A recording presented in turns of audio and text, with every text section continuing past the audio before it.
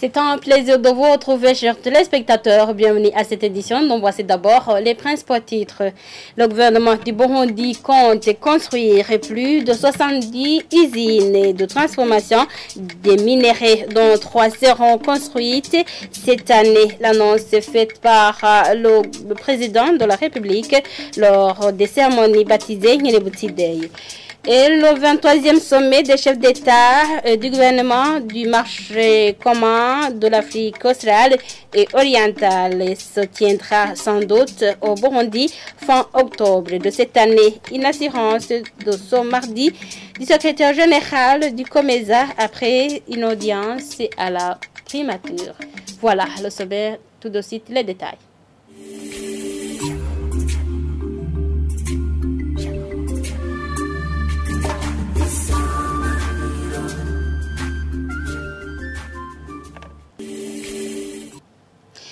Bienvenue encore une fois. Le gouvernement du Burundi compte construire plus de 70 usines de transformation des minéraux, dont 3 seront construites cette année. L'annonce est faite par le président de la République lors des cérémonies baptisées Nyelebutidei de la remise des prix pour les projets appuyés par le programme d'autonomisation économique et d'emploi paillage qui ont été classés premiers. Évariste Ndayishimiye indique que quand la transformation de ces minéraux sera commencée, le Burundi ne demandera plus des aides à l'étranger. Suivez-le. Ngarabibonye mu rugendo nagize aho duciye tubona ahimbwa ubutare imyaka n'imyaka bimba. Lors des descentes que j'ai effectuées dans le pays, nous avons pu découvrir l'endroit où on exploitait les minéraux en cachette depuis plusieurs années. Je tiens à vous annoncer que le pays dispose du capital. Nous avons une terre fertile, la pluie tombe régulièrement, nous avons également un bon vent et en fait des minéraux. Tout cela constitue un capital. Parmi mes projets prioritaires, je ne ménagerai aucun effort pour que le Burundi soit un pays qui ne sollicite plus d'aide à l'étranger et cela dans un délai ne dépassant pas 2 ans. Maintenant, j'ai pris la décision de rassembler tous les experts burundais dans le domaine des minéraux pour arrêter des stratégies visant à exploiter et transformer ces minéraux dans le but de les exporter car le marché est déjà disponible. À cet effet, il existe des intellectuels burundais qui ont déjà établi le nombre des industries minières dont le pays a besoin pour la transformation de notre richesse naturelle et sont au total au nombre de 71 de bonne qualité. Nous souhaitons que le Burundi exporte plus qu'il importe. Le train est déjà en marche car de toutes les façons, à la fin de cette année, nous aurons déjà construit 3 industries. Le Burundi est un pays riche et qui a un capital humain et économique. Nous allons œuvrer dans la transformation de ces richesses naturelles jusqu'à étonner tout le monde.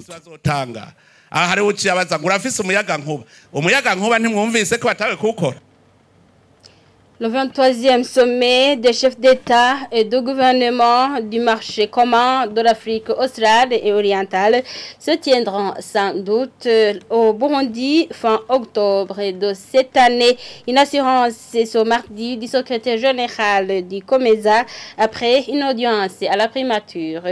Chichele Mundu Kapwepwe a en outre annoncé que le Burundi présidera le COMESA au terme de ce sommet.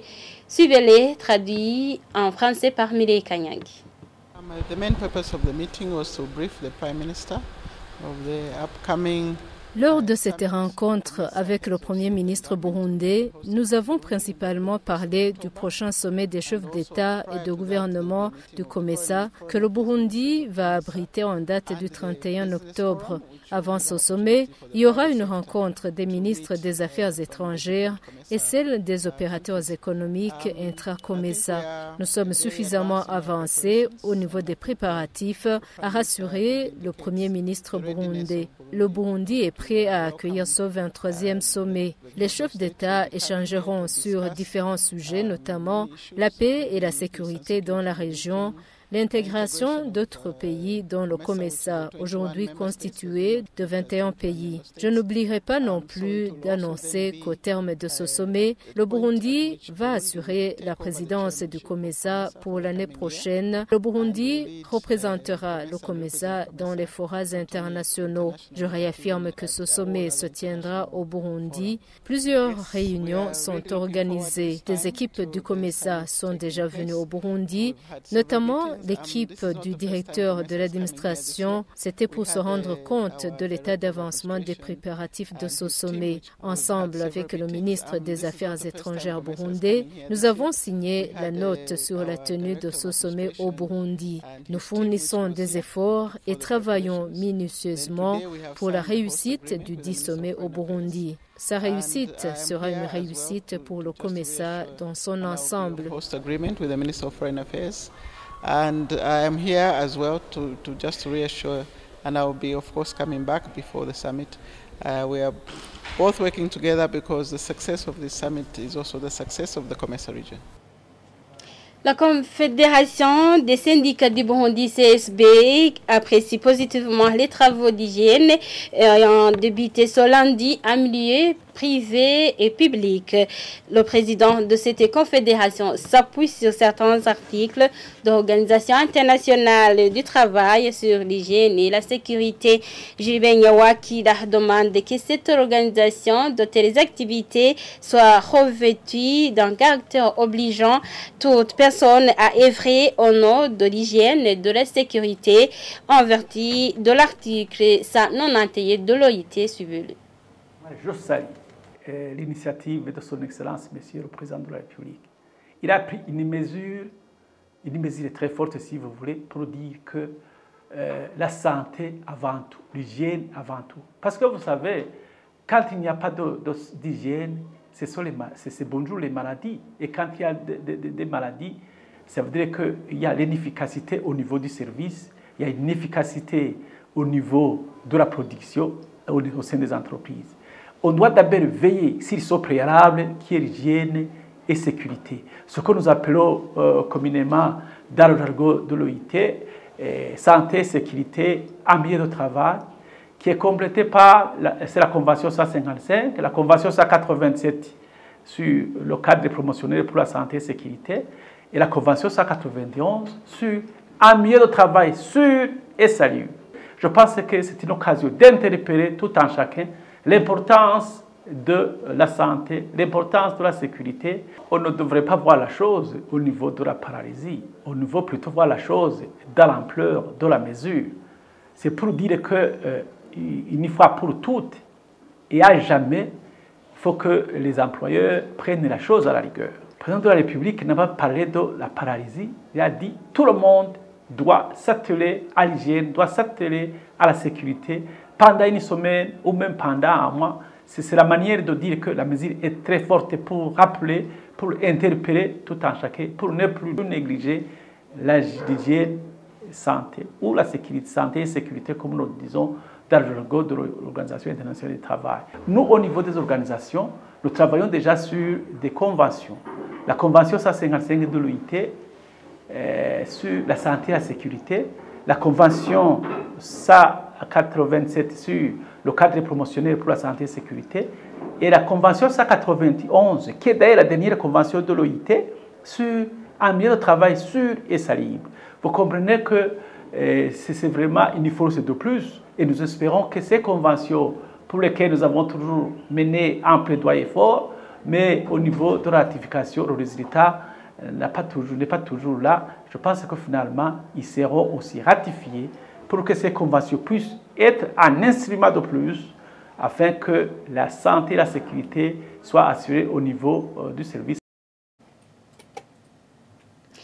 La 7e édition du festival Kiging Comédie est prévue ce jeudi 15 août et verra la participation de jeunes artistes burundais ainsi que ceux de l'étranger qui vont partager la scène avec lui. Annonce faite par le comédien Mugenzi Alfred, alias Kiging, qui appelle le public burundais à venir nombreux à ce spectacle qui promet d'agréables moments de rire. Suivez-le. Comme notre art nous l'exige, nous devons inviter d'autres pour échanger l'expérience.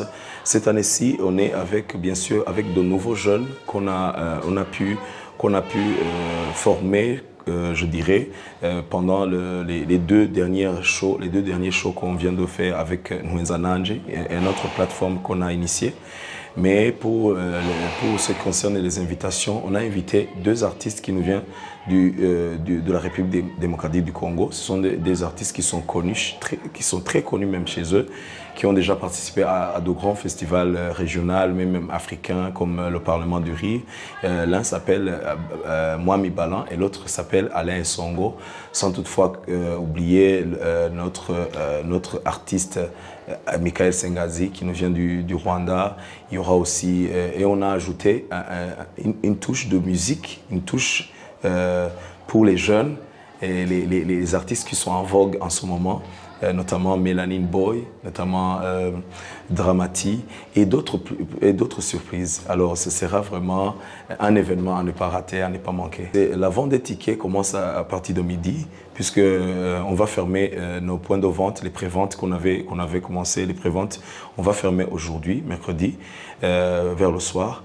Et demain, il y aura quand même un guichet pour les stands pour acheter les tickets à partir de midi. Mais l'événement commence exactement à 15h.